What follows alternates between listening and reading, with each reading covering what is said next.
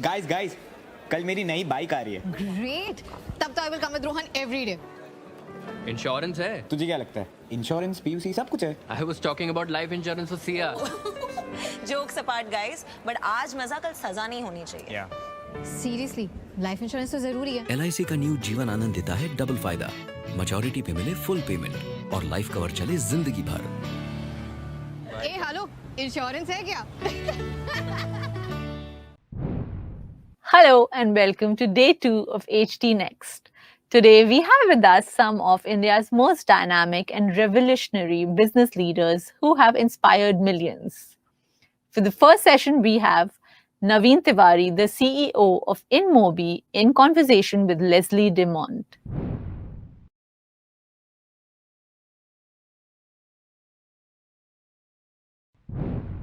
So hello friends, on behalf of Hindustan Times and Mint, it gives me immense pleasure in welcoming you to the inaugural virtual edition of HT NxT, a thought leadership platform for the newsmakers of today. This is the first of its kind platform that is focusing on pertinent issues and companies that offer innovative solutions for the better tomorrow across sports, entertainment, business, and entrepreneurship. The summit is spread over 3 weeks and is being hosted live virtually, will focus on a particular genre that is pertinent to all you young minds who are looking for inspiration. The theme for this inaugural edition is Leading the Change, which explains why our today's guest is Naveen Tewari, a founder and CEO of the InMobi Group, which now comprises 3 units, the Unified Marketing Cloud, TrueFactor, and Glance. Now, those who know Naveen Tewari as the founder and CEO of the Indian unicorn InMobi may find it hard to believe that he was completely uninterested in the business world for most of his student life. I mean, that's the conversation that we have had earlier also. In fact, had it not been for his 3-year stint with consultancy firm McKinsey and Company, and subsequently as a member of the team of McKinsey that worked on a project with Reliance Infocom, now known as Reliance Communications, Naveen would perhaps would have never founded InMobi, which today is one of the world's top advertising technology companies. Today, the InMobi Group already has 2 unicorns. Of course, one is official, one is unofficial. One is what we have reported. Naveen and company have not said yes to that. But InMobi, of course, became India's first unicorn in 2011. And the group's subsidiary content platform, Glance, also has reportedly touched a valuation of over $1 billion during the pandemic in 2020. Now, how did Naveen rise to the occasion despite so many initial setbacks? What were the challenges he surmounted and still faces? How does he view entrepreneurship and the work-life balance? And what's his advice to entrepreneurs who are setting out on this challenging journey? These are some of the questions we hope to cover in the next 30 minutes or so. But first, the first 15 minutes will be devoted to Naveen telling us his own story in his own words. So I would now like to invite Naveen to deliver a short keynote, following which we will have a discussion about his entrepreneurial journey at InMobi. Naveen, the stage is all yours. Leslie, first of all, thank you. Thank you to you on behalf of, for both you and HT Media and Mint for inviting me to HT NxT. It seems like a great initiative, and I'm honored to be here to share my thoughts on this platform. What I'll do is I'll share a little bit of my journey. As an entrepreneur, the journey is always evolving. So every time you come in and you share the journey, there is a new version of it that comes out. And we love to have conversation with you, which I've always enjoyed, by the way, whenever we've had them in the past. And answer any questions that you might have. We started about 12, 13 years ago when startup wasn't really the thing that people would take, and it was based on a very simple concept or a dream at that point of time. It'd be incorrect to say we had sorted things out. We hadn't sorted things out. We hadn't researched enough, and I don't think entrepreneurship is about being very methodical and planned about things. It is about being crazy. And if there were few keywords that I would use throughout my entrepreneurial journey, it is a lot to do with doing things which were crazy. It was being very innovative, and it is also having a lot of faith. And those are a few things that I would argue have led us to where we are today, and we're very, very happy with ourselves on where we stand today. But going back to 12, 13 years ago, I remember the first phase of our journey. It was not easy. It was the phase where we were just trying to build a business that has legs to stand on and had some meaning. And in those days, the only examples one could look at were the examples that were mostly in the US, and we were in the enterprise software business, right? So we were building enterprise products, and there were no success stories coming out of India. Actually, there was no success story, out of India for any product or internet company. So it was very hard to essentially take, some learning or anything from anybody. And so therefore, we were literally in a barren land, felt like an adventurer trying to go into this whole wide field and trying to figure things out. And I would say that first few years was, I would put them in the phase of what I call the guts, right? Because you were making decisions not based on some preconceived notions or ideas and thoughts and frameworks, but you were having to make decisions based on what felt right. And that's not necessarily easy. So for example, I'll give you a few things, to bring that to context. The first one was, we were building a product company out of India. It had never been done before. And so therefore everybody called us foolish, and we still went ahead and said, look, no, I think there is, it is time for us to build a product company out of India, and I think we can build one. It did take its toll, but I am so glad that we did so, because eventually it did make sense. But in the beginning, I would say every logical person would come and tell you not to do this. Similarly, we said, we were going to try and build a global company. And again, people would come out and say, hey, you don't build a global company. And frankly, globally, if anybody did something global, it was always the US. And we didn't actually we built a global company, and B, we didn't go to the US first. We went to the Eastern markets. We went to East as against going West. And that was again a change in strategy based on I would argue something that felt right about it. And I'm glad we made those decisions, because the first 3-4 years of our existence was, has a lot to do with those decisions that we made at that point of time. It did give us the confidence to say that, look, if you have faith in some things and if you are able to feel what is right, you should go for it. And I think we did. We did go through that phase. The next few years, an entrepreneurial journey, by the way, always has these ups and downs and, whatever you want to call them. The next few years after that, roughly about 2012 to 2015, 16, I would say were more about the grit and perseverance, because every entrepreneurial story, and you can pick any one of them, irrespective of the stage that they are in right now, they would have their ups and the downs. And given the early days of us, when the going was great, the highs were much higher, and when the goings was not as good, you were taken to the abyss.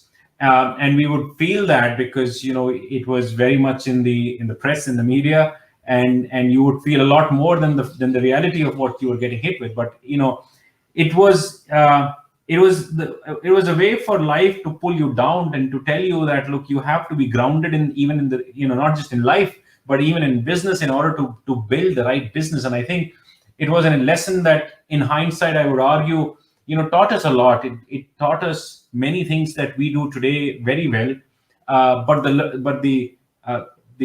That phase of few years was very important for us to go through it, so that we could come out of it stronger.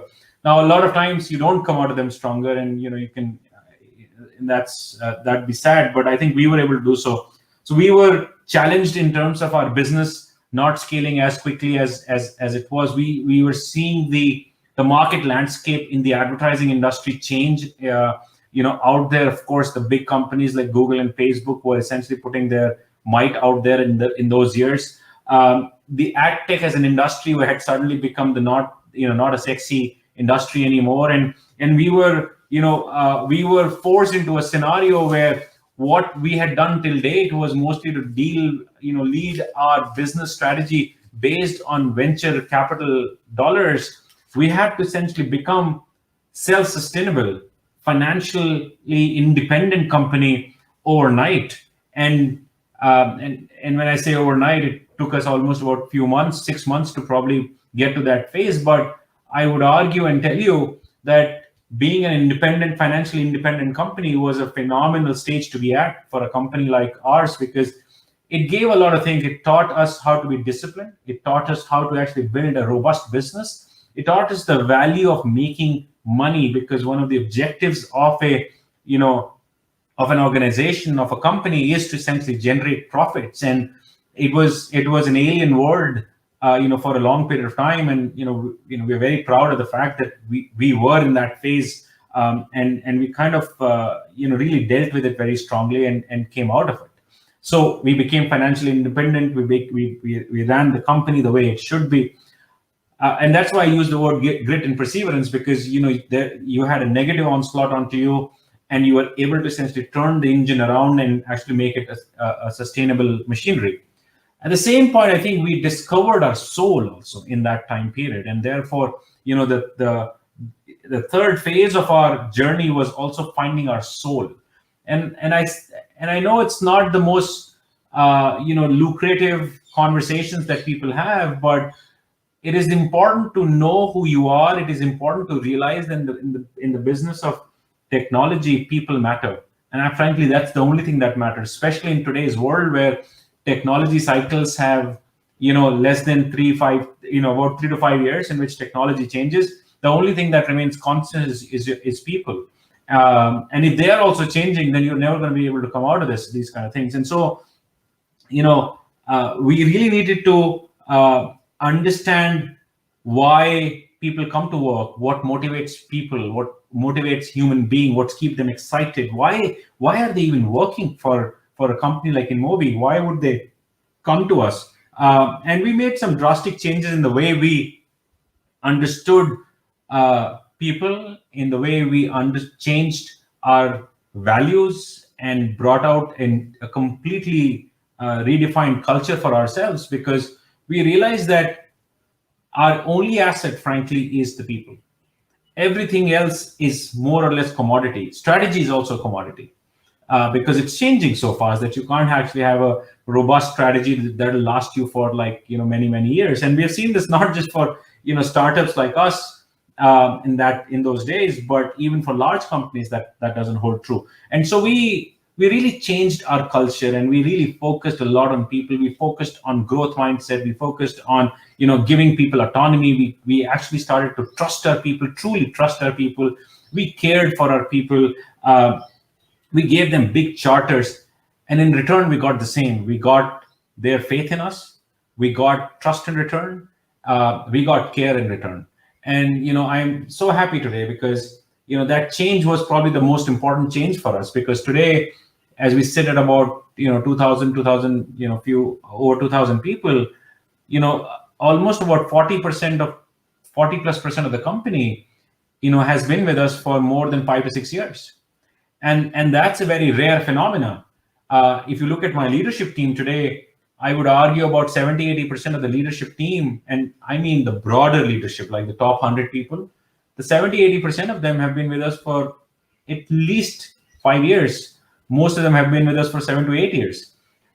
And that is the biggest IP that I think we've been able to create, because if you want to expand, if you want to fight the tough ones, if you want to create something that is more generational, you actually have to essentially, not just create an all-star team, but you also have to create a sense of family in that. And I think we've been able to merge this concoction of these two, opposing theories into one, and create an environment that we feel very, very happy about, and feels like home to me. It feels like home to most of the people, and that's why we love to be where we are. Despite not being able to meet with our people for the last so many, now over a year and a half now. So I think that was one other big outcome of that tough phase that we went through, where we did find our soul. After that, I think our best period started, and I think there were two things that we did, and this is 2017 to, let's say, 2020, right? That period of 3 to 4 years. I would say in that period we did simultaneously two things. We did innovation and we did significant execution at scale. And it's an important thing to talk about, because what we were doing is that on our enterprise side of the business, we were actually changing the engine while the flight was on. And we crafted a vision for ourselves in the enterprise side of the business, which was very long term, and we decided to stay with it. I will not bore you with that with the exactness of the strategy, but we put a flagpole long out there and said, hey, we're going to go for this, because an advertising industry is an industry that is going to be there no matter what. And if we want to be one of the top players in that space, we need to take a long-term view versus a short-term view of doing the next big thing that is just out there and therefore the next 1 year and be with it. We took a long view to that space, and I think very, very happy in where we stand in that space today. One of the largest players in the world, very sustainable business, growing rapidly, and we expanded ourselves, significantly in that period, but with a lot of discipline. And I do want to call this out to say, the discipline, people confused the fact that if you're disciplined, you will not be able to grow fast. Actually, it's the contrary. When you're disciplined, you actually grew much faster, versus when you were not disciplined, you were spending a lot of money.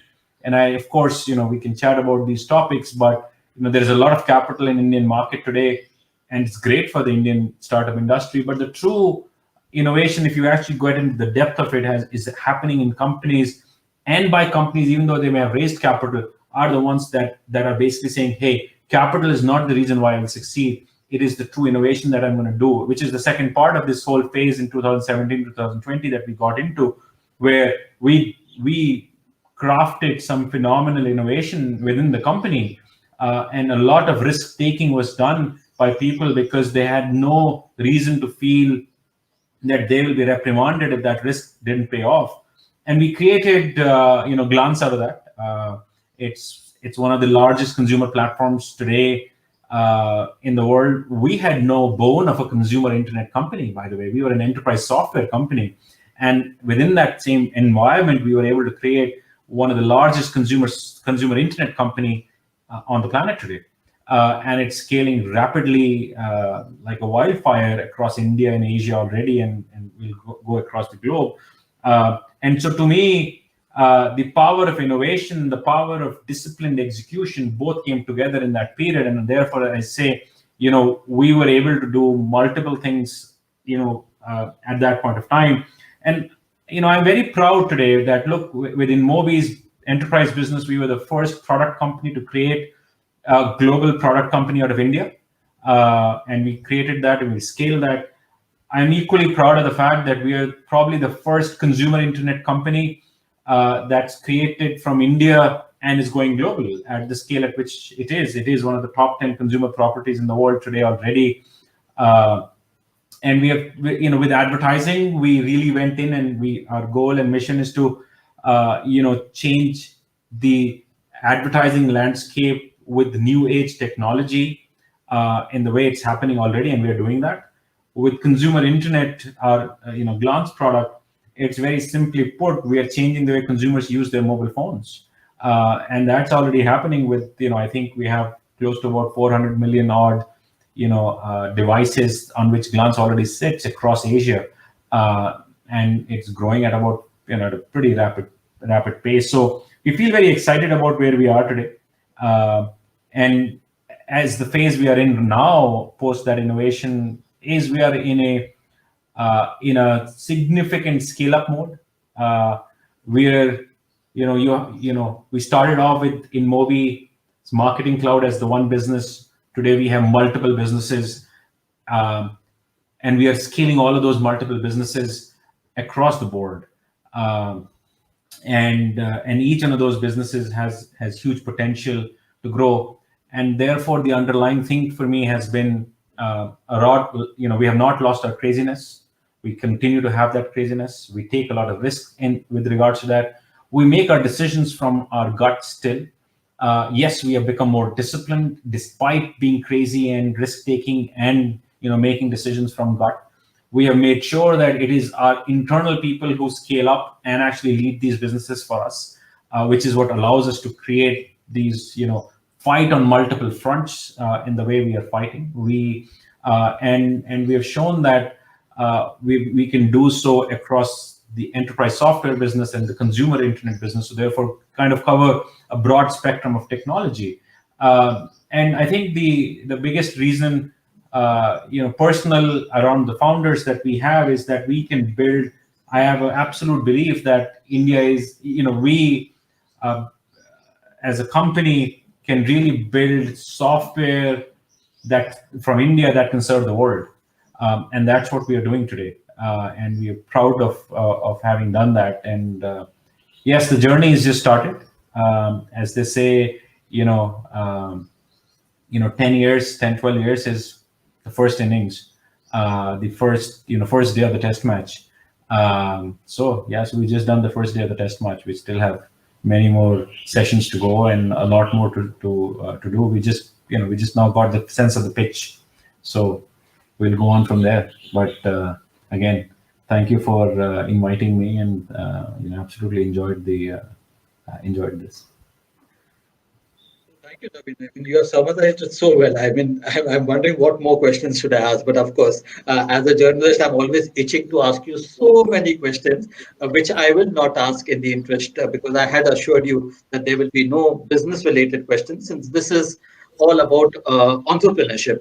So, friends, you have already heard Navin tell his own story in his own words as such, and what an engaging story that was. But probably what you may not know is that Navin comes from a family of academics. So, Navin, you were literally born on the IIT Kanpur campus, and I remember our conversations.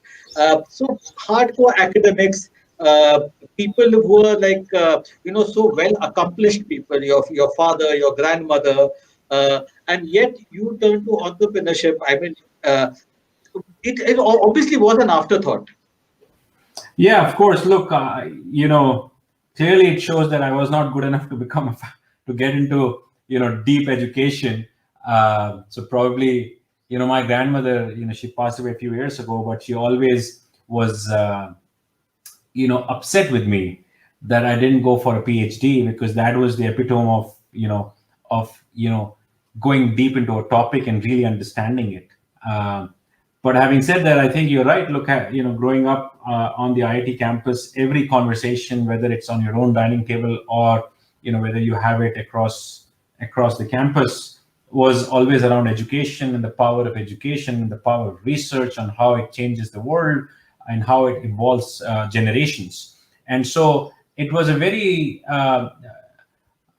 noble, lucrative, and very respectful thing to do. I think at some point of time in that phase, I did realize that I wanted to bring all of this into an application, because a lot of the research getting into application was where I also feel India was lacking. It's not the case anymore, because we are creating a lot of startups.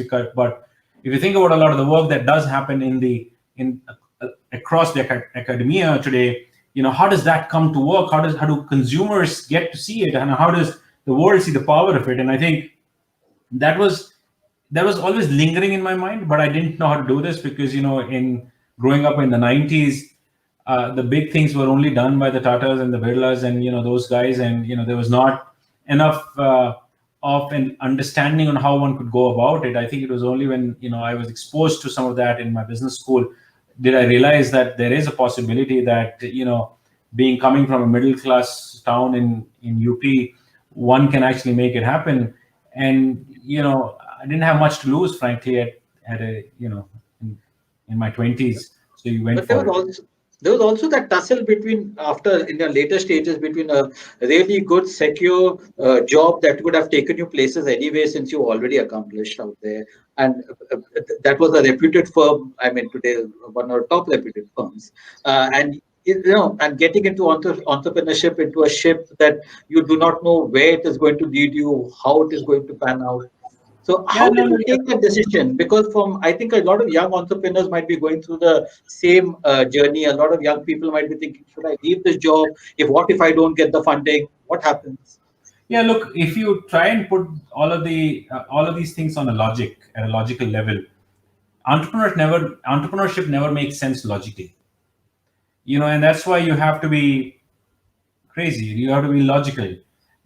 You are going against the odds. The odds are not in your favor, but you're still taking the punt for it, right? So, and that's why, as an entrepreneur, you're essentially looking for that one ray of hope, because that's what you're able to hang on to, and that's what makes entrepreneurship more difficult yet exciting at the same time, because you're questioning the norm, both in terms of what you're about to do and in terms of the business model that you're going to pick up, and everyone around you is going to basically tell you not to do it, for all the right reasons, by the way. So you can't even blame the people for it. And so I wouldn't put it down to putting it as a logical choice. It yes, one can think about it logically, but you don't make the decision. So in my view, I think the decisions, all the right decisions in life, frankly, if I were to kind of look back over my 10, 12, or whatever years of life I've really spent making decisions, have been the ones that come from the heart. And it's hard to say what does heart mean, but you just have to feel the decision and say, this just feels right. And you have to somehow figure out that you're not in the business of pleasing many people.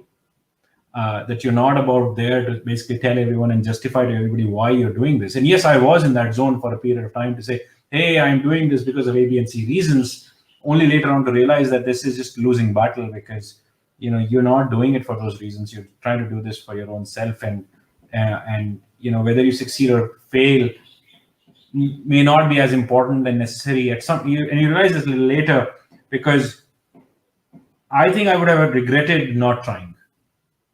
Even if I had succeeded, and so probably would have felt hollow in my own self, and now I don't. So yeah, so that's at least. So there's no. I don't have a great reason to, logical reason. Yeah, I mean, yes, many of these actions actually defy logic, and you're right. I mean, entrepreneurs, if they follow logic, probably they never build via enough evidence on that on the other side. So we just stick to jobs, basically. You all actually create a lot of employment, scale up companies. Having said that, there are also stages, like M-Coach was one of the stages probably where you said, okay, is it really worth the fight? I mean, today you're the darling of the media, but not so in 2007-8 when M-Coach was happening. I still recall those days, and you recall it equally. So what happened during those years? From where do you get that courage? Is it that you look to your family? Is it that you look inward? Is it that you look at something else? Where do you draw those inner resources from, the courage to fight back? Yeah, no, and that's a very important question, by the way, because every entrepreneurial journey will have very rapid ups and downs. So how should one deal with those ups and downs is very important. I remember the first, so-called down. It wasn't as public. It was still a lot more, it was a very small company, but you're in the middle of it, right? So whether the storm is big or not, if you're in the middle of it, the storm just seems big, right? It doesn't really matter if if the amount of area it's covering, right? So you're just in the middle of it. So you're always worried about it. I think the first few such so-called storms, one just fought it through, and it was one of those where you just stuck to it and you didn't give up. So I would say the first few was all about not giving up, and you came out of it, and you kind of felt heroic coming out of it. I would say slightly later in the journey, you realize that the ups and the downs neither should impact me as much. And that's where the inward journey does start. And to your point, yes, it is when you start to go inward a little, you realize the what you're doing and what you're trying to do was a little childish, and didn't require it. It stems from a lot of the fears that we all carry, of kind of showcasing ourselves as a big success. But if you kind of get to the core reason and the core purpose of why you're doing this, you probably would not have to run through so much of the battle. And I think in the last few years, the battles don't bother as much. It is part of the daily routine, and if there is an up, that's great, because you know that there is a down which will come. If there is a down, you know there is an up which will come. So you just have to be part of that thing and not get impacted in either case. What we do stay true to is a longer term vision. What we do stay true to is what we have committed to being as a company in terms with our people. What we do stay true is the fact that we will be audacious and crazy, and and we'll do things that we feel right about, and we do that in most of the cases, if not all the cases. And I think that's the formula in between seemed to become too complex to now. We have been able to simplify that, and therefore we are all okay. We don't search for our names to say, look, we must appear in some media here and there. We don't search for it's just simple. Let's deliver value to the customer. Let's do right by our people. Let's make sure that we are disciplined about ourselves. It's just simple. It's back to the basics, by the way. It's funny, but if you see all the phenomenal companies across the globe, which may not be startups, I don't think we are a startup anymore. But if you look at a lot of the companies that are not the startups, they're very disciplined about the way they go about building their business, right? And over a 10-year period, they grow phenomenally, and they build something pretty large. And one should absolutely learn from them on how systematically they go about building those businesses. How do you unwind? I mean, I remember that when you were young, on the IIT campus, I think you told me that you were good at cricket and basketball, if I'm not mistaken. That's correct. So how do you unwind now? Do you still play cricket with your kids, basketball? Yes, one of the things about pandemic was that I got a basketball hoop in our backyard. So yes, there is a bit of that happens. Are you still good? I am not as good anymore. I'm not as good. I get beaten by my kids now, so which is also I don't know how to read that, but yes, maybe I'm getting old, or maybe they're getting better, and maybe I'm just not good enough at it. There are a few things that I still do, which is important. I think one is exercising, which is important, because if you want to run a long play, you just have to be healthy, right? So I think that's a part of a regimen. It's regimented for me to exercise. And second, recently I've also picked on meditation to essentially be a lot more deeper about self, and it's really helped me. So those are the two. This is formal meditation, something like Vipassana or something, or is it something that breathing exercise? I just do it. I just do my own meditation. Yeah. That's great. Something that you have learned and imbibed over a period of time. Okay. Yeah. And before we wrap up, of course, Navin would love you to tell our young entrepreneurs some words of wisdom, some advice, because I think on the one hand, what we see is that a lot of people get attracted to the so-called startup culture. One is because they think it's as you said, it's not about running wild, but it's all about discipline. But at the same time, I think there's always this layer of the valuations. And everybody thinks they can make $1 million in the, just on the fly, which is not the case whenever we hear entrepreneurs. So what's your advice to the youngsters? Yeah, look, I think there are a few things which are very important. I think one, to be wild and to have big audacious plan and a vision is very important, right? because otherwise, why should we even want to do this? I think India is absolutely getting there. I remember about 10 years ago, that used to be something that one would find not having enough, audaciousness was not the core to us. And I think that's changed for sure. I would say the second thing is still the focus on people is not as important, because it's not something that gets talked about in the boardrooms as much. But if you're an entrepreneur, if you're a CEO, you have to essentially figure out how to really be deep about your people. And that's not superficial, it's got to be deep, right? So that's the second part I would say. Third, I would say is, there has to be a metric that an entrepreneur should keep for himself, to say every month, the amount of money you spend, one should actually be able to put out to say how much equity you burnt. I think people have forgotten that, burning money-led businesses, that's not the best mode of doing it. There are multiple issues with that. One is you're going after the wrong metric to begin with. Second, the cash to valuation ratios are very high, which means that, you've raised a lot of cash and your valuation is high, but because you raised a lot of cash, right? So that's not a good multiple to be sitting at. So one should actually monitor that. Third, if you think about this, across the country, there must be close to 40-50 billion dollar companies now, startups. And that's great. That's so good for the country. But has that really translated into society, the up-leveling of society's financial status? That's not yet happened, because the amount of money that the companies end up raising, there is hardly anything left for people to take away. And so therefore, if you go to the West and you see the companies, when the companies got created, the people who contributed to it, the wealth got, distributed to them, and therefore that got distributed to the broader society. So therefore, entrepreneurship was actually a way for, evolution of a generation.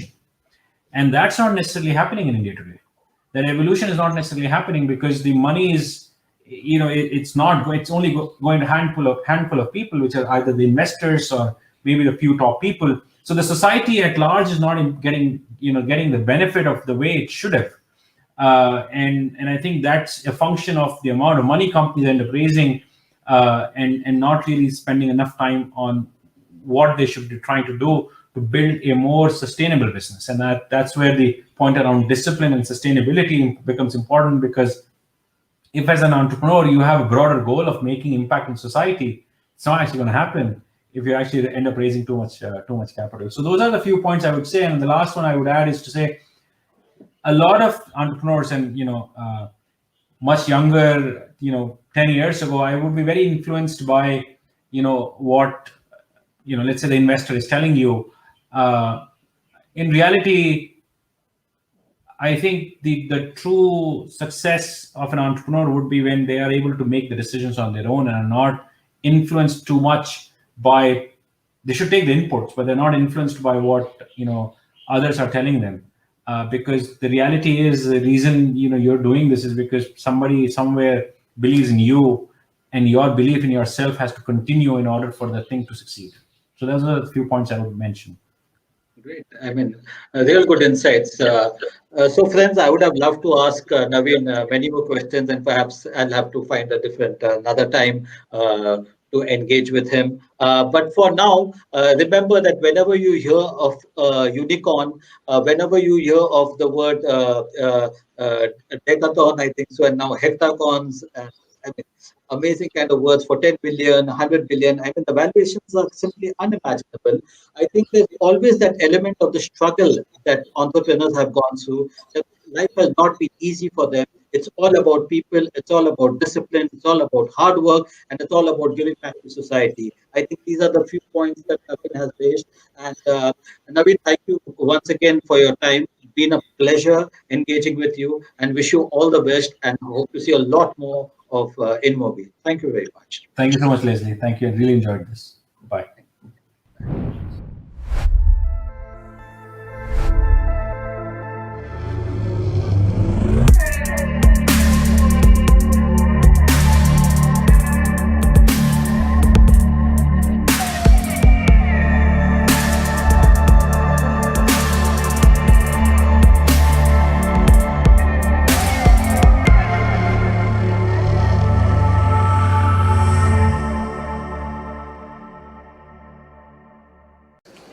Guys कल मेरी नई bike आ रही है.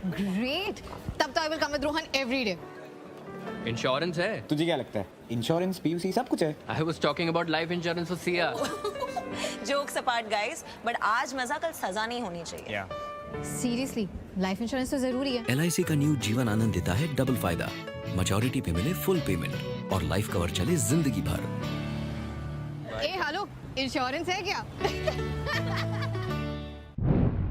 Next, we have Dr. Geetha Manjunath, founder and CEO of Niramai, and Ashwini Asokan, co-founder and CEO of Math Street Den, in conversation with Leslie Demont.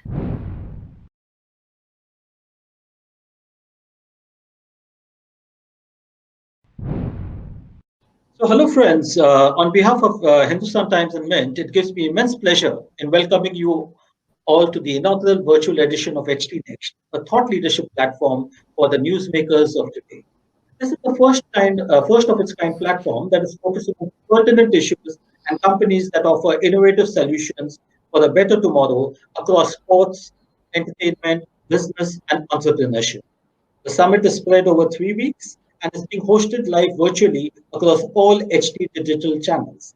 Each week will focus on a particular genre that is pertinent to all you young minds that are looking out for inspiration.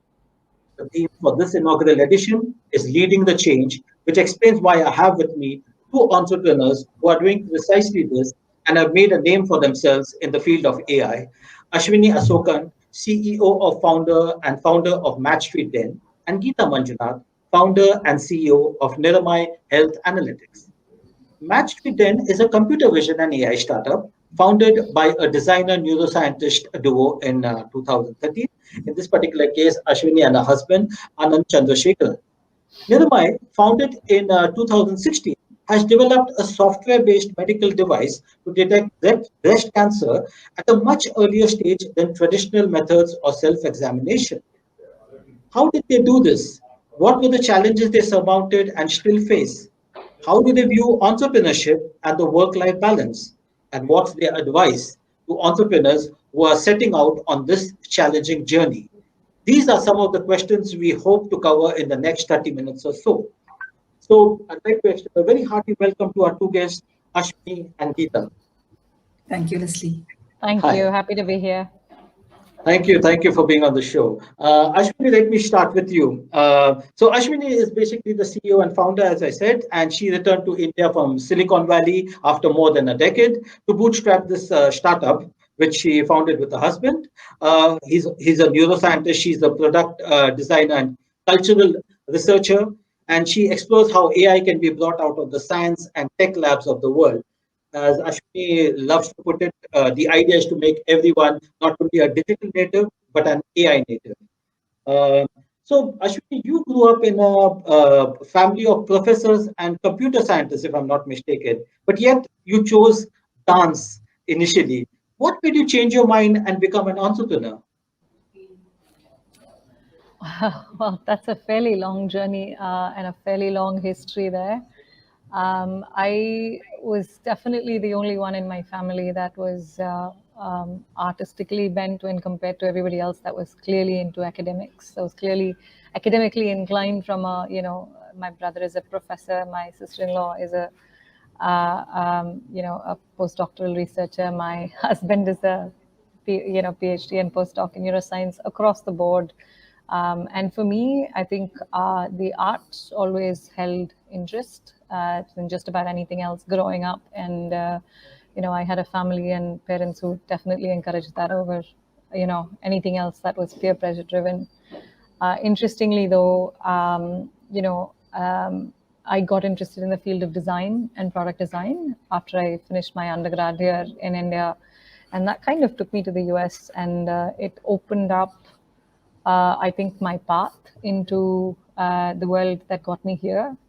Graduating with a degree in product and design ended up taking me to Intel, which was again a fairly not so conservative choice for a person graduating with a degree in design or product. But it really, I think I've always situated myself at the intersection of art, science, tech, cultural aspects of that, society, people, and it's always, just about every time in my career, if I look back, I would say, it's always been at the intersection of these. And somewhere along the line, I think I just knew that I was always going to start up, and specifically in the field of AI, just because my career at Intel in particular really helped shape my, who I was, where I wanted to head in life, surrounded by some very, very strong role models that kind of opened up the possibilities for where the future could be, what kind of a life we could all be living, or where the world and the industry is really headed. And that really motivated me to kind of begin my journey. And, I'd been thinking about where we would start for a while, and it just felt like, the right 10 years in with all that experience felt like a great time for me to kind of start up and do what I eventually wanted to. But so kind of a roundabout way of getting here. But I think every one of those experiences broadly shaped how this company ended up getting built to begin with. So I'd say everything from my dance to my design degree to my product and life at Intel pretty much shaped this journey, and we're all kind of stepping stones to getting here. Before I get on to Geetha, do you still dance? No, I don't. I don't think you get time. I don't. I just, between a startup that's growing and a family and young children, it's just the arts have definitely taken a back seat in my life for the last 10 years. But, I never say no. Hope to dance someday. Geetha, in your particular case, you are a very successful professional. I mean, you were with Xerox. I think we met at G, if I'm not mistaken. So I do remember that. And from a very successful professional with a very well-paying, secure job, you chose entrepreneurship suddenly. So what made you the shift? Most people sort of, think twice before doing that. Yeah, no, I always call myself as an accidental entrepreneur, because, of course, I was having a lot of fun and enjoying my work at, Hewlett Packard, 17 years, and Xerox Research. I was heading the AI research for India, and working with very, very smart researchers here, as well as, of course, Xerox Park, Xerox France, and so on, right? So it was like pretty in Palo Alto and France. So it was pretty good. We were actually innovating for the future and so on. Unlike most PhDs, I've always enjoyed making an innovation work on the ground, right? As opposed to publishing for some reason. Of course, I don't mind publishing, but this is what I enjoy more. So, be it at Hewlett Packard or Xerox, always trying to sort of propose new ideas and trying to take it till the pilot stage. But what happens is that there's a separate division for business group, and you need to sort of convince them, and they just it's almost like throwing it over the fence, and like people who catch, it's not there. So, there's a lot of gaps. Still, managed to make a difference to some at least 5-6 products with some newer,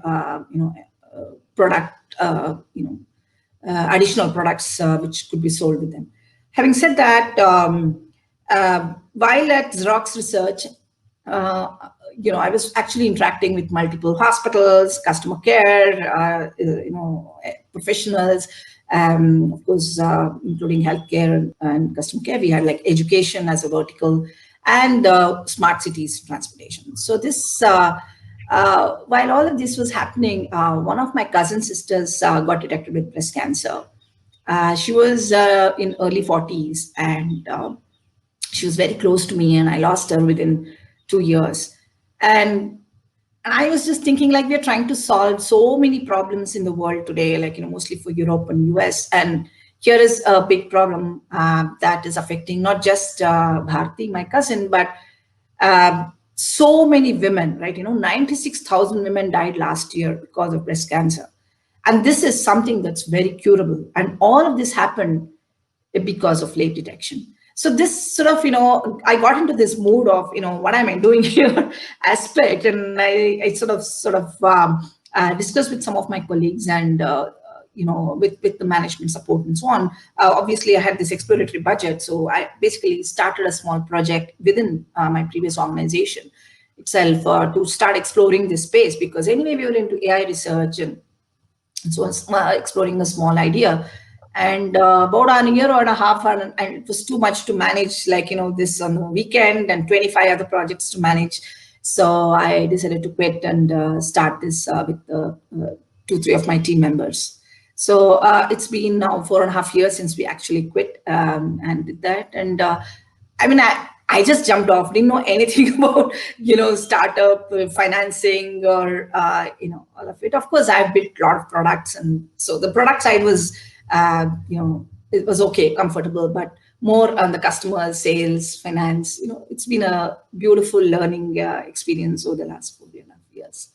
Yeah, I'm sure it was. Ashwini, your journey has been something similar, where you have been talking a lot about making people AI natives. I love that thing, because we have been talking about digital natives. Now you're talking about making people AI natives. We're talking about AI for the masses, and you have continuously insisted on that particular thing. And at the same time, the name of your company is matched to it. Then it's quite cheeky. It's quite very different. So. Could you just tell us how did you think about that name, and how does it gel with the overall work of it? God, it doesn't. I mean, I get asked this question just about every single place I go to, and it was a very whimsical, at the same time on a whim kind of a name that we'd come up with. Our first place that we had started the company was a basement in the middle of Chennai. Which was, at the end of a street. It literally was a den where we had the office, and it was a tiny little space. And so the name almost became, it just fit more than anything else. As for, the view of creating a world filled with AI natives, I think, MSD has always been known to be at the cutting edge, at the bleeding edge of AI. And we find ourselves always ahead of the curve in terms of just, the adoption curve. We believe that it's really important to innovate far ahead of the time when someone's actually going to be able to use it, but also slowly push towards making all of that productionable, deployed on scale in a way that everybody can use it. And the whole idea behind creating kind of a generation of AI natives is to say that everybody needs to be a part of this, right? AI is going to be highly polarizing in the coming years, and people are either going to be a part of it or they're not.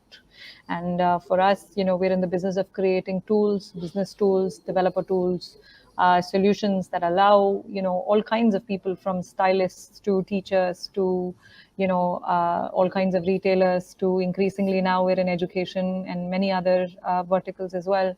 All of them actually using the AI to create and not just be passive consumers of, and being stuck in a TikTok or an Instagram world means you're kind of constantly at the receiving end of that. You're not necessarily participating in creating or shaping the AI itself.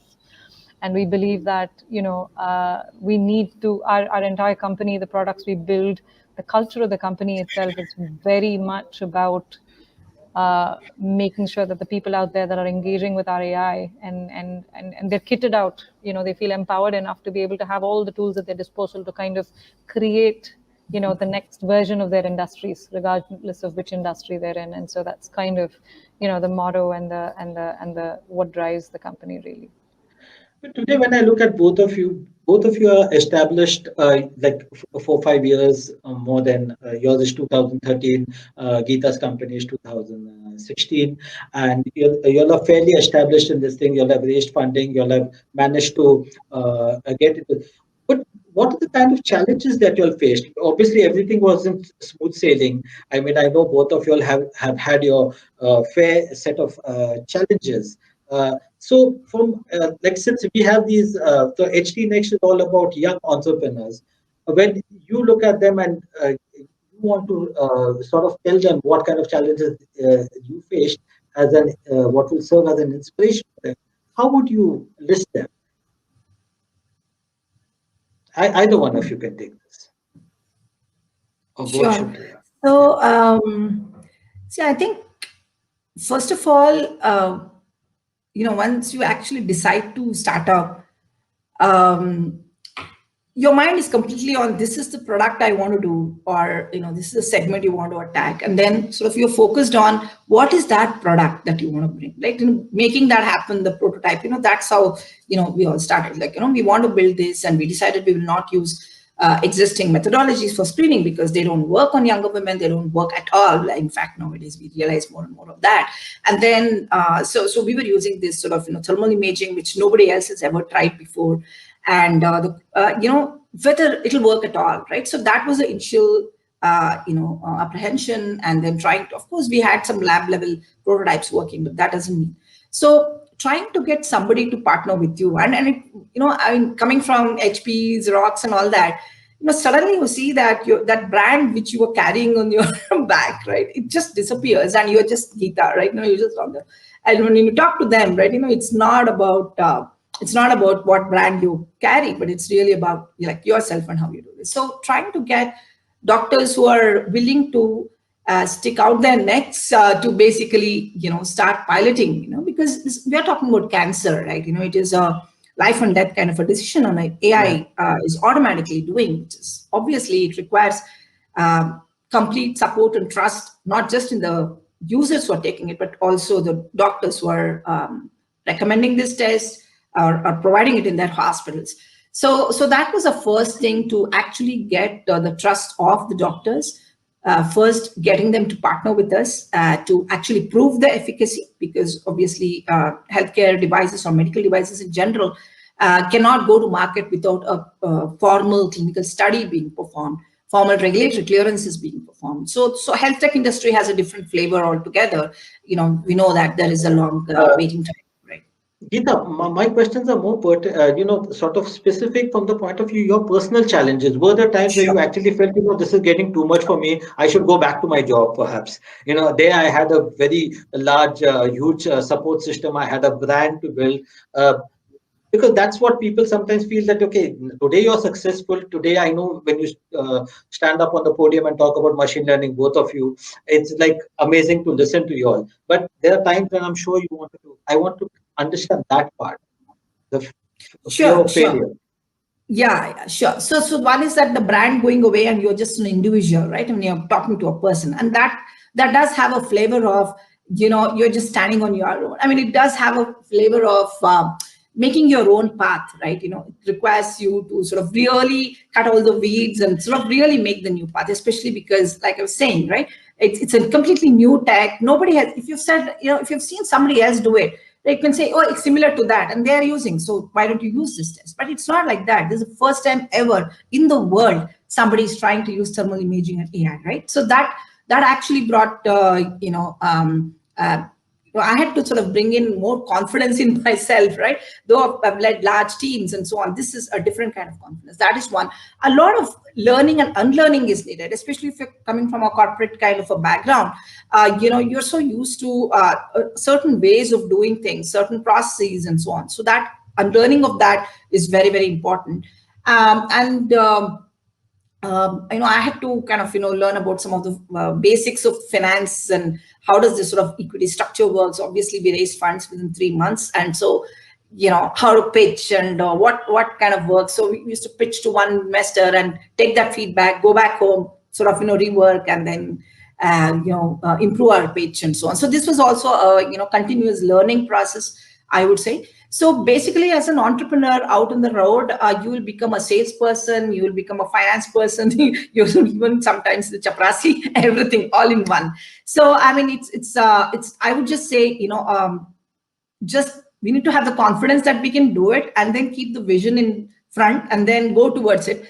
Hurdles keep coming one after the other, and you just sort of solve day to day, daily, and then move on. So that's sort of basically the attitude that is required, persuasiveness, optimism, and confidence to attack. And then one of the other things is also about, when you're trying to do sales and obvious, all the ego goes away, right? And this, like, you're almost asking people to help you. And initially it's, it's very, very difficult, because again, I was in a good role where people were, looking for my approvals, and now I'm actually sort of going in front of every doctor. It's very hard to even get an appointment, and literally it really humbles you, humbles you a lot. And anyway, so this is Ashwini, I think, what about your experience?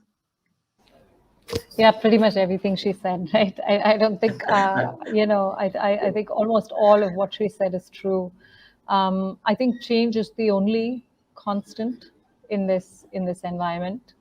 There's no preparing you for this. You just have to believe that you can get to where you want. And the interesting thing is also, I mean, the point about change that I do want to kind of belabor a little bit is that every time you hit a milestone, you actually have to almost reinvent yourself again for the next milestone, right? Being an early stage startup looks very different than being a growth stage startup. And being a scale stage startup looks very different than a startup that's broadly established and is really all about maybe scaling globally or in some other way, right? So every stage of scale actually looks very different. And I think it comes with its own challenges, right? For us, you know, in the beginning, for me, it was all about, you know, building the right team and bringing the right kind of people who would be very, very comfortable and happy with going where no one has gone, but also not necessarily having a path that's already been treaded on. So when you're making new paths, when you're going on new journeys, it's not like there is prior art. It's not like there's history. It's not like there's someone there who's created that category for you. And it requires a lot of suspension of disbelief. And it's important to put together a team that also suspends disbelief with you and believes that they can kind of go on that path in the early days. As you start to scale, it's less about that. As you start to scale and you've had the kind of product market fit and you've kind of figured it out, for us, it was really about, you know, figuring out who will kind of help scale the company to the next level, right? And again, so I feel like so much of this journey is about change. It's about suspension of disbelief. It's about learning to handle people, kind of like what Geetha pointed out. And I think it can get hard, right? When you're wearing every hat at all points of time. You know, I keep saying this, that, you know, people say all of these things about raising children, about saying, oh, you'll never know what it's like to be a parent. There's no preparing you for it.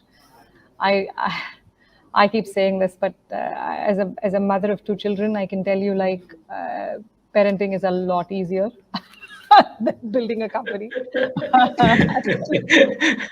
Yeah,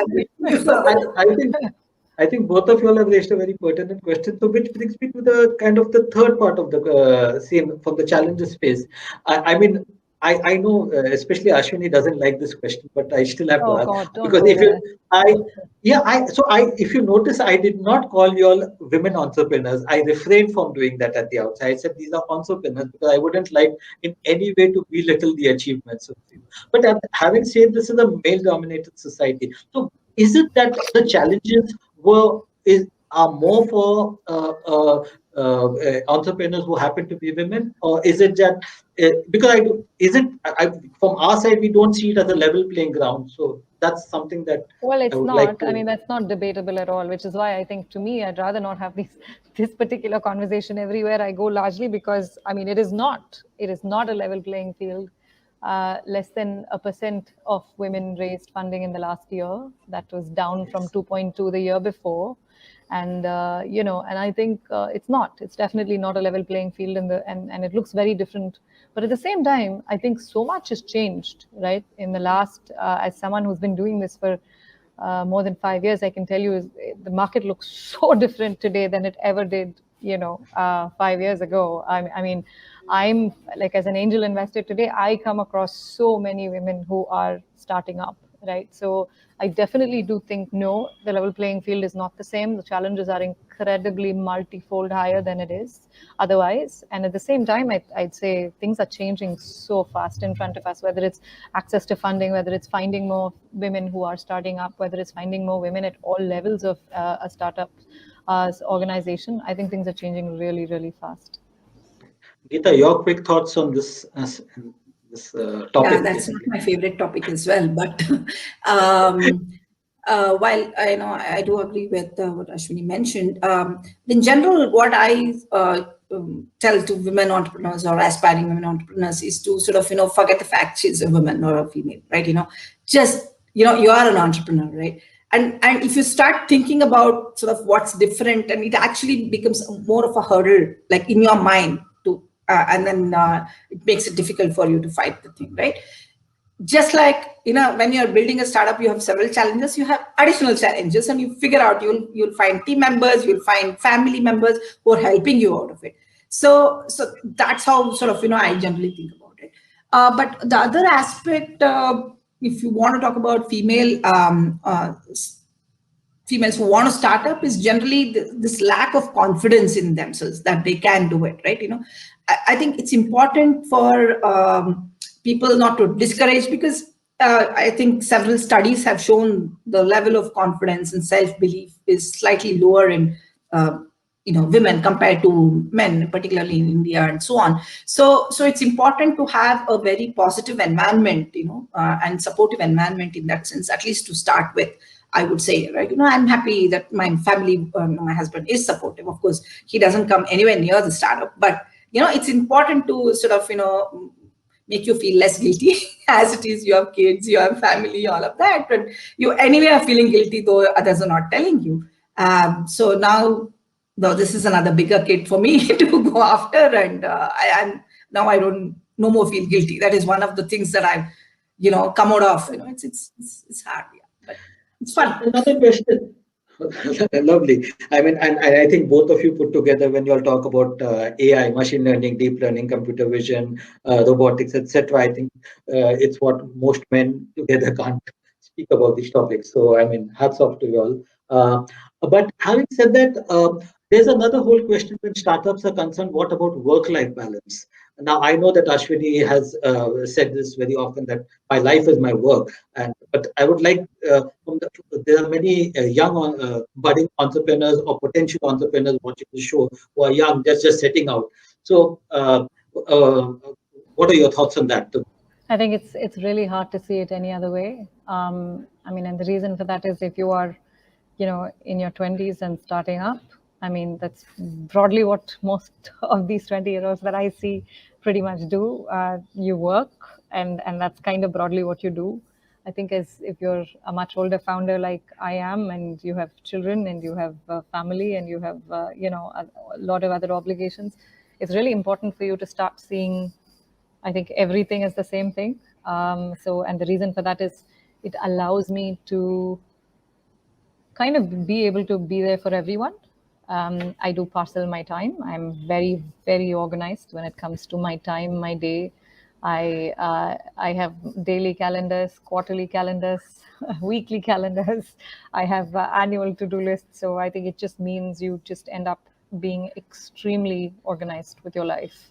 And you make sure that you do your best, in terms of not compromising on. And then the problem with work-life balance, the way it's envisioned, is that it's never going to be even, right? There will be weeks when it's going to be crazy at work. There'll be weeks when your home is taking a whole lot of attention. There'll be weeks when your kids are sick, and there'll be weeks when, something else is going on, and you have to travel to basically go out there and be on the road for weeks at a stretch. So I think this whole idea, I think it's important to be very conscious about the choices you make, and be very, very clear and organized in terms of what your week is going to look like, what your quarter is going to look like, what your goals are, and then basically plan your life around that broadly, right? My home goal is no different than my work goal. My kid's doctor visit is no less important than a customer call that I've got to attend, or an investor call that I got to attend. So I don't really make a distinction between these. Instead, I see these as different types of goals that I have, and just find a way to design my life around it. Wonderful. And what about you, Geetha? You think any differently? You feel that probably you have a different approach to the work-life balance? I agree with most of the things that Ashwini said. I am not organized. Actually, I'm a very, very impromptu kind of a person. So I want everything differently done, and so on and so forth. So I don't like to repeat the same types and so on. Having said that, of course, I look at everything, like you said, both the work and the life activities, as tasks that need to be completed on particular, timeline that is there. So that much, right? Not necessarily fitting all of it. The way I fit things in is very dynamic, though. What I do and that sort of is very dynamic. Maybe I wake till 2:30 a.m., 3 a.m. and I sleep there and then get up at 6 o'clock. So all of that may happen, generally happens. But I think when you talk about work and life, what is life? Doing what you like is your life, right? And you like the work that you're doing, you like your vision, you like the work in the startup, if you want to call it that way, so much that you don't mind doing it 24/7. I mean, you enjoy doing it 24/7, right? And that's, I'm sure, is for every founder, right? And so you can say life is work, but it's really about my life is Niramai. Of course, I have a family and I love my daughter, son, husband, and that is also part of it. And many times my husband calls me Niramai at home, right? It's become so much, it's become an identity of my own identity, right? So that gelling is definitely there. Gelling is definitely there. And, taken so many calls in the kitchen and, I have had Outlook calendar invites for my daughter's, visit to the doctor. So, I mean, and then if I have an event in the family, my husband knows that he has to send a Google Calendar, otherwise I'll forget. So, I mean, of course, otherwise I put it, but I know that I've marked it out there. So yes, it's important to put important activities of family and general house activities, along with the startup activities. So that is there. So just like you play so many roles, you play this role as well. So that's. But I think with COVID around, I think it's good to be called Niramai because it means, in Sanskrit, it means free from illness, right? Yes, it means being good to be. So before we wrap up the session, I think one final question to both of you is, since we have a lot of budding entrepreneurs and young people on this watching this show, what would be your advice if these were people to set up the new startups with the kind of crazy evaluations that they're seeing at this point in time? Everybody does get excited, but what would y'all have been there, done that? What is the kind of advice that you all will give? Let's start with Ashwini. I think it's a great time to start up. So that's probably what my advice is. If you think you have an idea, if you think you want to go out there and do something and build a company bottoms up, there has never been a time in history that's been as good, especially in India. So I think it's a great time to do that. The only thing I think it's worth asking is, are you ready for the challenge, right? It's like nothing you've ever seen before, and it's likely nothing like you're ever going to see in the future. And so you just have to be willing to stick it out all the way to the end. And, I think it requires a very particular kind of grit and a very particular kind of persistence to kind of keep on the game. It's easy to stay there on your high days. It's what you do on your low days that pretty much defines who you are. So. Yeah, absolutely. Geetha? Yeah, I think it is definitely a good time to start. But I would say, like, any time is good time to start if you actually firmly believe in a particular problem, right? That you usually what happens, it does start with a more philanthropic sort of mindset that I want to change the world in this space, and the world is not okay here, and hence I have a way of fixing it. I think you keep up that. I know we talk about a lot of money on the table and finances and somebody becoming a billionaire, but honestly, if you're thinking only about that, I'm not sure whether startup in the only way of making money, right? It's really more about solving a problem than making money. It's because I do hear this false notions, right? Maybe it's true, maybe it will become true, but we all know that more than 90% of the startups actually fail. So it's really not about failure, success, money after many years. It's really about enjoying every day, solving a problem that you feel so deeply about, and then sitting in the driving seat and really figure out you are the future of the company, right? You are actually framing the future of the company. So sometimes I feel I'm in a driving seat and a full road without any traffic, and you can accelerate as much as you like and as you can. Of course, there are humps and there are a lot of wonderful team members who are helping you move forward. So that is what it is, an adventure. It will give you a lot of social satisfaction of solving a social change in some sense, creating a social change. And so if you want to solve a problem, go for it. don't worry, you'll learn on the go and be courageous, and you can move. I think you should just take it up. That's all I can say. So these have been very inspiring words. So friends, those of you who came to the show thinking that unicorns are all about, those $1 billion plus valuations without any sacrifice or hard work being put in, I think Ashwini and Geetha have given us enough insight into the lives of entrepreneurs, very successful entrepreneurs who started out with their own fears and challenges, and today have extremely established kind of works and are actually setting out to make this world a better place with the use of artificial intelligence and other kind of technologies. Ashwini and Geetha, it was a real pleasure having you on the show. Wishing you both all the best in your respective startups, and we hope to see a lot more of both of you in the near future. Thank you very much for your time. Thanks. Thank for you. having Enjoyed us. speaking. Thank you.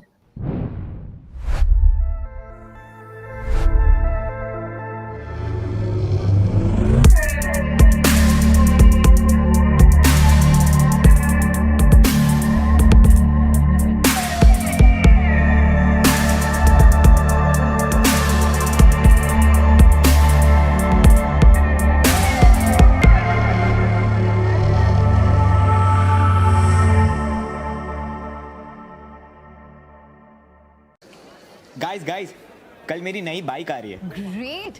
तब तो I will come with Rohan every day. Insurance है. तुझे क्या लगता है? Insurance, PUC सब कुछ है. I was talking about life insurance for Sia. Jokes apart guys, but आज मजा कल सजा नहीं होनी चाहिए. Seriously, life insurance तो जरूरी है. LIC का न्यू जीवन आनंद देता है डबल फायदा. मैच्योरिटी पे मिले फुल पेमेंट और लाइफ कवर चले जिंदगी भर. ए हेलो, इंश्योरेंस है क्या? And for the final session of the day, we have Dr. Naveen Dang, Director of Dang's Lab, and Dr. Arjun Dang, CEO of Dang's Lab, in conversation with Neetu Chandra.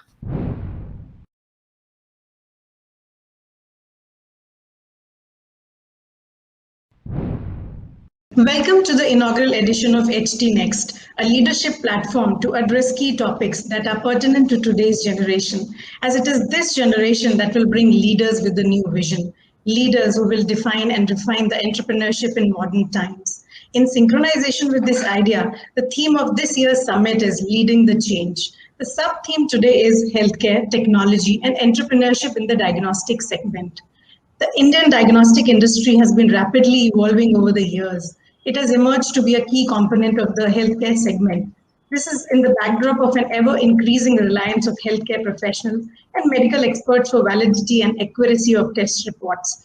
We aim to bring two different perspectives from two different generations, but from the same family. I am Neetu Chandra Sharma to discuss the changes a young mind brings into an established business and complex domain of public health, diagnostics, and technology, especially during this COVID-19 pandemic. Today, we have with us Dr. Naveen Dang, Director of Dr. Dang's Lab, New Delhi. Having started Dr. Dang's Lab in 1985, Dr. Naveen is known for pioneering quality in the field of diagnostics in India. An alumnus of the prestigious All India Institute of Medical Sciences, New Delhi, he has authored a number of original research papers in various national and international journals of repute. He has also been actively involved in fighting the COVID-19 pandemic in India, and he has also been a member of various committees formed by the government. Also joining us is his son, Dr. Arjun Dang, who is the CEO of Dr. Dang's Lab. It is also interesting to note here that Dr. Arjun, a young and dynamic entrepreneur in the diagnostic space, set up India's first drive-through center for sample collection of COVID-19 patients. It is also worthy of mentioning here that Dr. Arjun has also been awarded Hindustan Times Trailblazer 2021 Award for innovations during the COVID-19 pandemic. Let us start our discussion with Dr. Naveen. Sir, you studied in the prestigious medical institutions such as AIIMS and PGI Chandigarh. Like securing top positions in government healthcare entities is a dream for many. But what motivated you to become an entrepreneur and not continuing with working with the premier medical institute? Sir. Thank you, Hindustan Times. Thank you, Neetu, for giving me the privilege of being here today. The question which you asked me is very pertinent, and so was it relevant 35 years back when I started my own practice. I would like to start by telling you, please understand that I'm a doctor at heart. I love my patients. I love my work. And I chose to be a doctor out of choice. It was not a compulsion. I was working in the All-India Institute of Medical Sciences, but as destiny would have it, I was in a specialty which was considered a background specialty. I loved meeting my patients. But those were the days when a lab was considered to be a place where samples would come, we would process it, and the report would go. There was no patient interaction. At that time in Delhi, there were only 4 private hospitals and only a handful of labs. The demand of diagnostic tests was increasing. The samples were collected from the ward, from the patients. It used to take a long time for the reports to be ready and delivered. That's not what I liked. The idea was to serve the patients, whether in the government sector or in the private sector, it just did not matter. The focus was the patient. Seeing the vacuum which was there, seeing the need which was there, and seeing the role which diagnostics was playing, I thought it would be a good idea to start off with this fixation in mind, that I will be able to provide better services, I'll be able to provide better turnaround times of the tests, I'll be able to interact with the patients, I'll be able to talk to the doctors, I'll be able to talk to the patients, and empower them to take timely medical decisions and fill in this vacuum which was there in the private sector. That is what motivated me to start on my own. My wife, Dr. Manjunath, is also a pathologist from PGI Chandigarh. So it was a young couple of 30 plus years who decided to venture out on this world and take on everybody and prove to the world that we can do it by providing personalized patient care, quality of services, and rapid turnaround times, which will be extremely beneficial to the patients. Very interesting insights, Dr. Naveen. Well, today's medical students who have a knack of entering into the healthcare business would certainly learn from your experiences. Well, kindly elaborate a little more for our audience. As many of us know that Dr. Dang's lab was one of the first 3 labs to have started testing for H1N1 or swine flu in 2009, and was almost the first few private labs in New Delhi to be granted permission for testing of coronavirus. Well, established a big diagnostic company. This is not a task that can be done in a day. What were the major challenges that you faced when you embarked your journey to establish this company? Neetu, with all due respect and apologies, I would like to stand you corrected in a way. First, it is not a company. Number 2, it's not a business. Number 3, it's not an industry. It's a profession. It's a medical profession where we took the oath of looking after our patients. And that is what I want the younger generation to realize and feel. To feel for the patients, to feel that how much they are dependent on you. Once you have this in your mind, the realization dawns that so many decisions, medical decisions, are dependent on you, that you will tend to give your best. And of course, people have asked me what is the trick of the trade. There's nothing of the trick of the trade. It is knowing the trade. And you can only know the trade by reading and studying and keeping yourself abreast with the latest technologies. My advice is, do not be scared of embracing technology. Let not the new technologies bypass you. Step forward. There's nothing which is the rocket science. You can very easily learn. You asked and mentioned about 2009 H1N1 outbreak. Here I'll tell you a small incident. H1N1 hit Delhi and India in 2009. That time the Honorable Chief Minister called a collection of labs and said that how many of you can start testing for H1N1?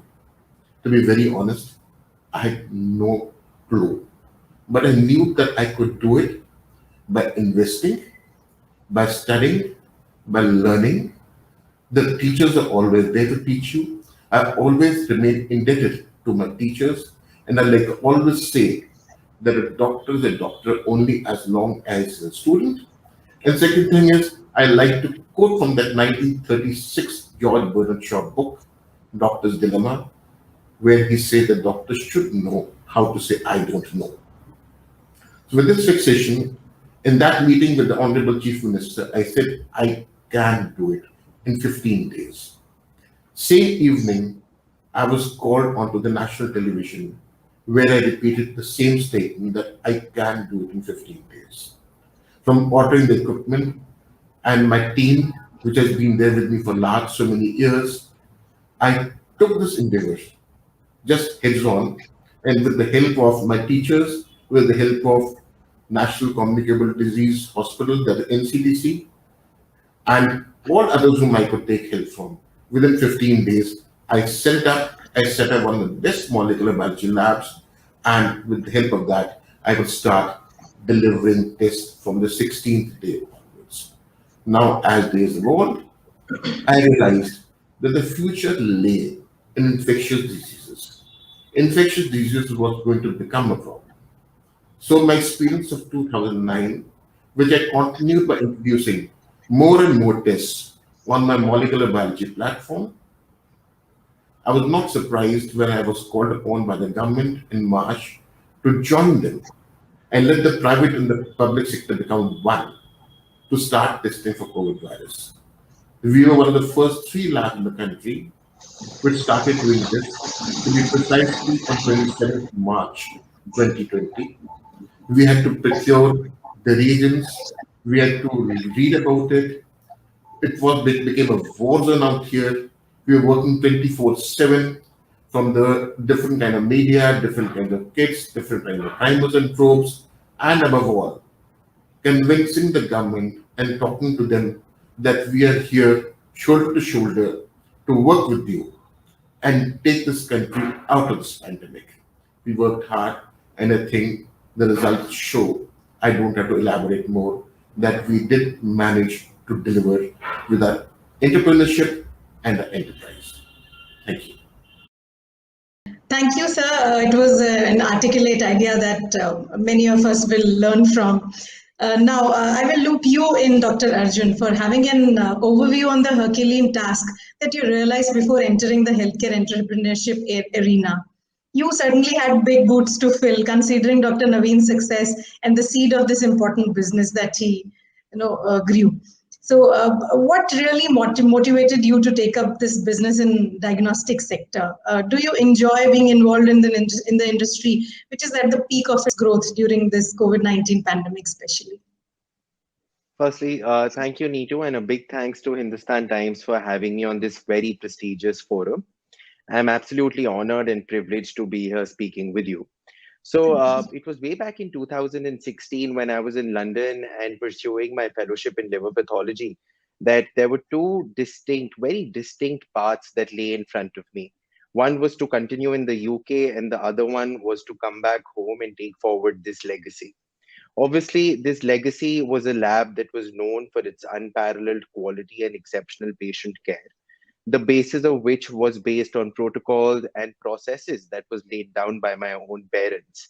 And I definitely decided to choose the latter, knowing that I will have very big shoes to fill, but with a crystal clear aim of actually wanting to make a difference. Today, we are here where diagnostics again is actually leading to a majority of the medical decisions that the doctors make. And I certainly wanted to be a part of this service that we provide to the community. And actually going a step back, the primary reason that I actually joined the medical profession was because of my late grandfather, Dr. Emil Dang, who was a very renowned physician during the partition times and also decades after that in the circles of Delhi. Coming to your second question about how enjoyable it's been, I'd like to humbly confess that it's been an absolute roller coaster ride. Ever since last year in March, when we started testing and the pandemic came to India, we've had learning that has been a constant. With the science behind the virus itself evolving on a weekly or a daily basis, it required a lot of learning, relearning, recalibration of processes, thinking, and then actually putting forward our best. Also, I think all of us have been through, apart from this learning, very extreme times of uncertainty, where most of us have lost someone close, either family or friends. And certainly moving forward, I would hope and pray that the worst of COVID is behind us. And with the nationwide process of inoculation and vaccination, I hope that there is no other COVID surge in the future. Dr. Naveen, I will move on to you for a contrast question here. Sir, laboratory medicine today is an established field. There are several players spread all across India. What was the scenario when you started Dr. Dang's lab? And we see a sea change in consumers' demand and awareness about their own health. In order to maintain their health quotient, consumers today want to keep a tab on their vital statistics and maintain their health on a day-to-day basis. This is why the diagnostics market we see, it's specifically home testing has picked up and it is growing significantly. Needless to say, you have seen decades of change in the diagnostic space. How would you compare the industry then and now? And what is your experience during this pandemic?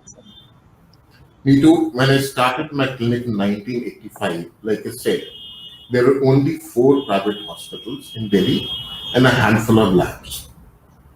But all of them were trying their best to deliver. Diagnostics was considered to be a hole in the wall kind of a specialty, back-end specialty. I tried my best to change the whole thing by bringing to the forefront, by giving quality tests, by increasing the menu of tests which were there, bringing in automation. Bringing in automation was tough because I had to educate the doctors, I had to educate the patients. My every Sunday for those 10 years was spent only taking lectures on all different parts of the country. It may have been Panipat or it may have been Moradabad, anywhere I would just go and tell the local radio station that give me a chance to speak. I would convince them that how important it was to bring in automation, how the automated results were different from that of manual results, and how much accuracy and quality mattered. We were one of the first labs to go in for National Accreditation Board of Laboratories Accreditation. We tried to bring in a point that accreditation by a national body was extremely important. More important than having anything else was to have a quality system in place. Those days there was no quality system. Those days there was no or minimal automation. Those days lab reports were considered as just a piece of paper. By ringing up patients and asking them in the evening, every evening I would call up the patients and tell them that how they were, discuss the reports with them. Whenever there was a report which was different from what was expected, I used to talk to the doctors. And mind you, Neetu, this practice continues till date. Even till today morning, I've spoken to patients and doctors and discussed their reports with them. Those were things which were missing that time. That time, it was purely simply focus on the patients. But yes, this time I will not contradict you. Now it has become an industry where we are counting, the labs are counting the number of tests being done, the costing, etc. But more important than that, the patient now has become extremely conscious of the quality of reports. Every report which does not tally clinically is questioned. Every report which patient is not satisfied with is wanting a recheck or a cross-check with some other lab. So it has been a fantastic journey because in a way, this is what I wanted, that patients should be aware that they're getting the best possible reports and you only compete with their own self, like I always say. It has kept all the diagnostic labs on their toes to use the best possible manpower, best possible equipment, best possible consumables, and the best possible technology. So from being totally people-oriented or a person-oriented, a doctor-oriented profession, it has become largely dependent on technology also. So it has to be a combination of all these factors which have to be there to give quality-based reports to the patients so that patients get the best possible treatment. Like here, I would again like to add one more thing. The students in the medical college have also been taught a lot to be dependent on the reports that they get. Unfortunately, in the last 1.5 years, we have seen a paradigm shift in the way there's so much of teleconsultation going on. So if the patients are not meeting the doctors, how does the doctor take a decision? That is dependent upon the reports which the doctors provided. Let's see, time may go back again, when patients again start coming back, and I'm again able to hold their hand and explain and talk to them. But at the moment, the importance of reports which the doctor sees for teleconsultation is extremely important. After listening to you, sir, so much of hard work has to be pulled into for a specific healthcare sector. So much of hard work has to be pulled in. So it was very interesting to know all this. But sir, where does the professional satisfaction lie when you weigh your entrepreneurship spirit over your academic excellence? Since you have been into a lot of prestigious institutions, how do you compare both? Neetu, satisfaction lies in having publications, in teaching, in patient care. Everything that you do is done, if done with a passion, gives you satisfaction. But for me, my greatest satisfaction has been my satisfied patients. I'm privileged and blessed that third generation of patients, and in some people also fourth generation of patients are coming to me. I have never bothered about having awards or rewards. My awards and rewards are the gratitude of the patients who they have showered on me. It was in 1990s. For the sake of confidentiality, I'll not mention the name. When a child suffering from leukemia, admitted in Apollo Hospital, shared the same birthday as mine, that is 6th April, and on that day, that patient wrote a letter to me. And that child of 10 years died the next day. How much it affected me. That imagine on the last day before she died, she thought of me, a simple person who just started a lab, who's not even a clinician.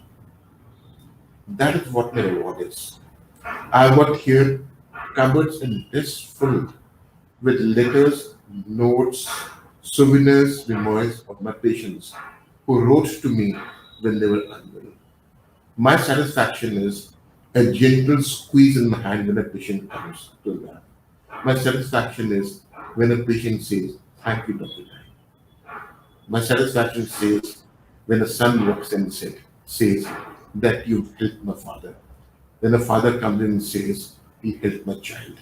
That is the satisfaction, and that is what I wanted, and that's what I have got, and that's what I'm grateful to God about.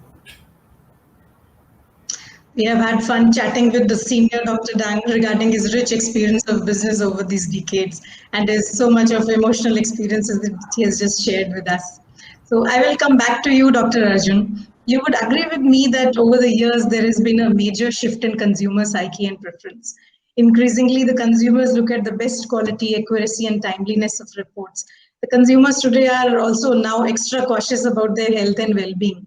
Well, as mentioned by Dr. Dang, today if we look at the global statistics, over 70% of the medical decisions across the globe are based on laboratory results only. So young entrepreneurs like you have a different vision of their businesses. They have no preconceived notions. They think outside of the box. They push boundaries. And all this is what it takes to be an entrepreneur who has a potential to change the world. With the cutthroat competition in the industry that you see today, how do you try to be ahead of the rest? And any trade secrets that you would like to share with our audience? Senior Dr. Dang did not tell us. Maybe you can share something with us. Sure. Thank you for that very pertinent question. Certainly, along with the psyche of the patients and consumers, what significantly and drastically changed, and especially over the 18 to 24 months, is probably the keenness for good health. And that is something that has been heightened post the pandemic. And also the awareness regarding the value of a correct or a good quality report has certainly gone up in the eyes of the average consumer. Also, post the pandemic, what I've actually seen and realized is that the power of preventive screening through regular lab tests is something that patients and persons and the general population have taken a note of, and actually are coming forward with these regular screening and preventive checks and tests.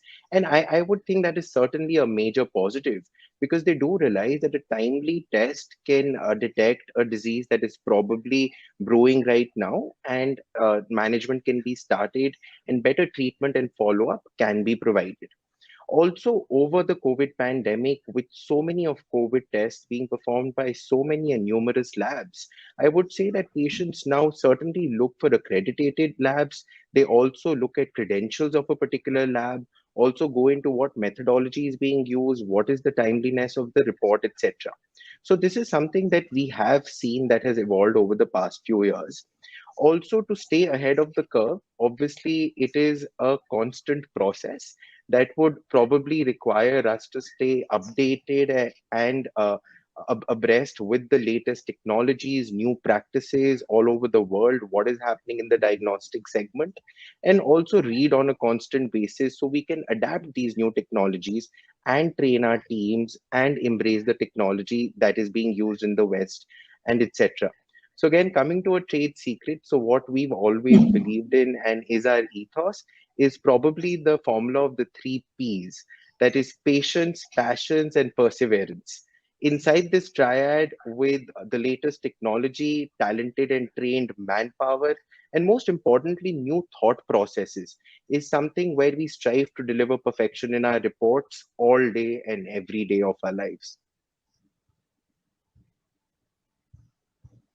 Okay, Dr. Arjun, we would like to understand more on this. The laboratories today have brought diagnostic services at the doorstep of consumers, and which is keeping pace with the teleconsultation with doctors that Senior Dr. Dang was saying. The labs have indeed upscaled the healthcare segment as a whole.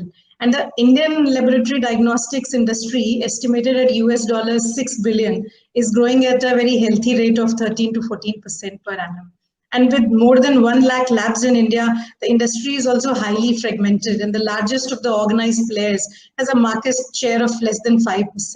What are your new ideas to grow? With your drive-through in coronavirus testing being a great success, and today we see that many labs now are following your lead, how do you look back at this initiative, and what are your new plans ahead to take this legacy forward? Sure. So again, very important question, with the online consults and teleconsults having grown drastically in the past year, and patients also now being always apprehensive to go to any kind of healthcare institute or a hospital or a lab. Where labs in the future, in the near future, will look at the brick and mortar structure that has been there around since many years, will want feet on the street. The main aim for the labs, the local labs and the lab chains also would be to build a huge online presence, with the route of going online and providing patients with increased accessibility and a good patient experience. That is from the time of booking till the time they get the reports and assistance to understand the reports, etc. I think is going to require abundant attention. Also, again, staying ahead of the curve, I feel it is never that we can focus on volumes, but we also need to focus on the granular details that provide value to a particular patient. I think value over volumes is something that has been going on since many years, and I'm here to take it forward to the best of my abilities. Also, what I would like to say here is that since many years, I am a die-hard believer that the trust and empathy between a doctor and a patient, no matter how much of technology we embrace, obviously we leverage artificial intelligence, get the best methods and techniques. I think the trust and empathy between a doctor and a patient will always remain. It has, and in the future as well, will be the cornerstone of any high patient impact healthcare organization. Well, fantastic speaking with you both, Dr. Naveen and Dr. Arjun. Thank you so much for adding such a rich perspective to this idea. So these were the two entrepreneurs from two different generations sharing their own set of experiences. While the previous generation has an amalgamation of solid background of knowledge and hard work to erect a business from its base, the new generation has innovative ideas and the advantage of newest technologies to scale up and establish business to new heights. With this wonderful conversation, we would now close this session, but stay tuned for more such insightful and exciting discussions ahead of HT Next. Thank you. Thank you. Thank you. With this, we have come to an end to day 2. Coming up next week, we have the father-daughter duo Shatrughan and Snakshi Sinha, the rising Indian YouTuber Prajakta Kohli, and the OTT stars Rasika Duggal, Kirti Kulhari, Jaideep Ahlawat, and Sayani Gupta. So stay tuned and join us next week on Thursday at 5 p.m. Till then, goodbye.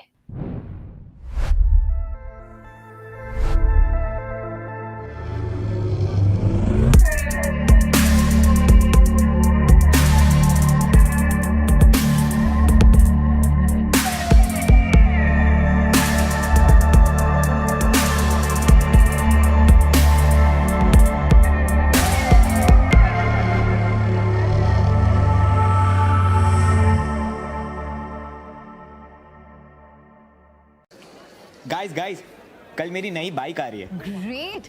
तब तो I will come with Rohan every day. Insurance है? तुझे क्या लगता है? Insurance, PUC सब कुछ है। I was talking about life insurance for Sia. Jokes apart, guys, but आज मजा कल सजा नहीं होनी चाहिए. Seriously, life insurance तो जरूरी है. LIC का न्यू जीवन आनंद देता है डबल फायदा। मैच्योरिटी पे मिले फुल पेमेंट और लाइफ कवर चले जिंदगी भर। ए हेलो, इंश्योरेंस है क्या?